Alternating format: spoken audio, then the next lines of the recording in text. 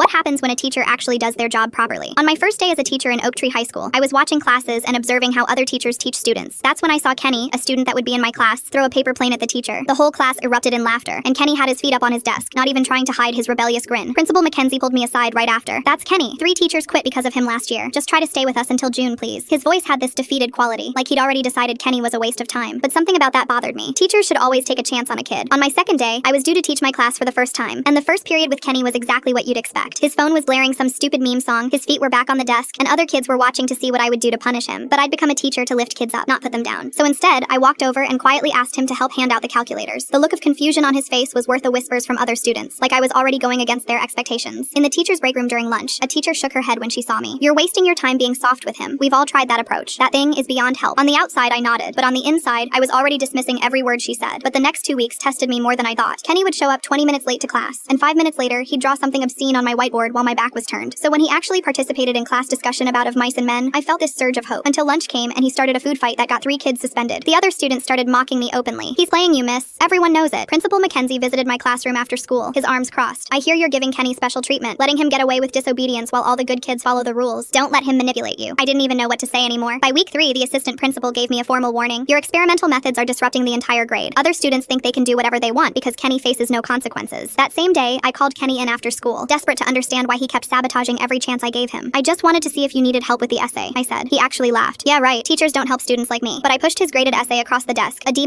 with my notes all over it. "These are actually good ideas. You just need structure. Come by my classroom after school. I'll help." Of course, he didn't show up. I waited 40 minutes in my empty classroom, wondering why I even bothered. 2 weeks passed and things got worse. He threw a textbook at a kid during group work, started a fight in the parking lot, then came parent-teacher night. I watched every parent walk past my desk to complain about Kenny to other teachers. His chair stayed empty. No guardian, no grandmother, nobody. That's when something clicked. This kid was completely alone. The next morning, I tried a different approach. I decided to start giving him more responsibility, to prove to him that I believe in him. I started by putting him in charge of distributing worksheets. Small responsibility, but he actually did it without complaint. Started saying "good point" when he participated, even when his answers were half right. The other kids noticed and started whispering, "Why is the teacher being nice to him?" But slowly, something shifted. He stopped interrupting as much in my class. Still acted out everywhere else, but in my room, he was almost manageable. 2 weeks later, I assigned personal essays. Most kids wrote about vacations or sports victories. Kenny turned his paper in late, stained with coffee and tears. The first line made my stomach drop. 2 years ago, my dad went insane. I waited until I was home alone to read the rest. He wrote, "I still remember the day that everything went wrong. Dad screamed from my bedroom. I ran downstairs and saw my mother's body on the floor. She wasn't breathing because she had unalived herself. My father dropped dead from a heart attack later that day. I was 15. Every fight, every disruption, every cruel joke is me pushing people away before they can leave me like my parents did." Something shifted after that, and when graduation came, he walked across that stage with a 3.7 GPA and partial scholarship to State College. Fast forward 15 years later, and a check for $50,000 arrived at school from Kenny. He wrote, "Use this for any other kid who needs someone to believe in them."